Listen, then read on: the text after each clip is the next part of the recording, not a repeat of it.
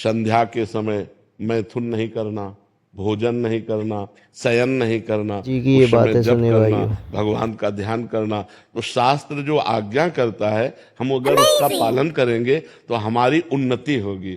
अब जैसे गुरुवार के दिन किसी भी स्थिति में बाल नहीं कटाना, द्वादशी के दिन किसी भी स्थिति में तुलसी जी को नहीं छूना। तो जो शास्त्र मर्यादा बनाई गई, अब उसमें हम क्यों नहीं कह सकते? क्योंकि ये ब्रह्म ऋषियों के द्वारा बनाई हुई मर्यादा है। बुधवार को और शुक्रवार को आप बाल कटवा सकते हैं, लेकिन अन्य दिनों में कटवाने से आपके पुण्य क्षय होंगे। ब्रह्म ऋषियों ने जो मर्यादा बना रखी है, अगर हम उससे चलेंगे तो हमें ज्यादा लाभ मिलेगा। अब रोज सुबह लोग बाल आदि, तो हम कहते हैं केवल बृहस्पतिवार को मत करवाओ, और ना मानो तो गुरुवार का दिन परम पवित्र गुरु के लिए है, उस दिन आप क्षौर कर्म न करें, बिल्कुल निषेध है। नहीं, उससे पुण्य नष्ट होते हैं, आयु नष्ट होती, बुद्धि नष्ट होती। अब अगर आप नहीं मानोगे तो वैसे ही आपके आचरण होते चले जाएंगे, गिरते चले जाओगे। देखो, आप सब लोग यहाँ क्या देखने आए हो, हम आपको बता रहे हैं। आप यहाँ क्यों आए हो, हम दो बातें आपसे रखते हैं। आप क्या देखने आए हो और आप यहाँ क्यों आए हो? तो आप यहाँ देखने आए हो साधुता, भगवान के भक्त का दर्शन, जो शास्त्र के अनुसार चलता है। आप आए हो प्रेमानंद अध्यात्म को महाराज जी पाने की ये के बातें लिए, सुने और आप आए ज्ञान हो मिला। सुख शांति के लिए, आए हो कि नहीं? अगर हम धर्म से ना चलते हो तो आप हमारे दर्शन करने आओगे क्या? हम भी तो एक मनुष्य हैं, हम भी तो आप जैसे ही हैं। अगर हमारे अंदर अध्यात्म ना हो तो आप क्या सुनने आए हो? तो आप सोचो, उन्हीं ब्रह्म ऋषियों ने ये मर्यादा रखी। वैसे ही जब हम चलते तो हमारे अंदर तेज, हमारे अंदर शांति, हमारे वचनों का प्रभाव, हमारे दर्शन मात्र से तुम्हें सुख मिलेगा। तो क्या वो आप नहीं बन सकते?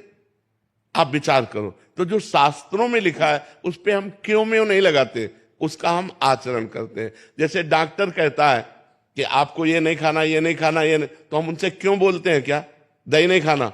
अरे भाई, दही तो बहुत अच्छी चीज है, क्यों नहीं खाना? क्योंकि तुम्हारा रोग बढ़ जाएगा। जब तुम ठीक हो जाओगे तब तुम सब कुछ कर सकते हो, लेकिन जब तक ठीक नहीं होते तब तक तुम्हें दही नहीं खाना, ऐसा मना किया जाता ना। जब तक हमारा ज्ञान नष्ट नहीं हो जाता तब तक ये सब बातें, और ज्ञान नष्ट हो गया तो फिर कोई नियम नहीं, फिर वो सबके ऊपर पहुंच जाता है। जब स्वस्थ हो गया तो खूब दही खाओ, क्या परेशानी है? जब आप आत्मा स्वरूप में स्थित हो गए, देह भाव खत्म हो गया, तो बार बने या बना रखा रहे, क्या फर्क पड़ता है? तो हम अभी देहाभिमानी हैं, देह भाव से चलते हैं। तो हमें शास्त्र के नियमों का पालन करना। जो आज शास्त्र के नियमों का पालन नहीं करते तो गिरते चले जाते हैं। अब ये शास्त्र आज्ञा करता है, जिस दिन से गर्भ आ जाए उस दिन से माता पिता को ब्रह्मचर्य रहना चाहिए। क्यों?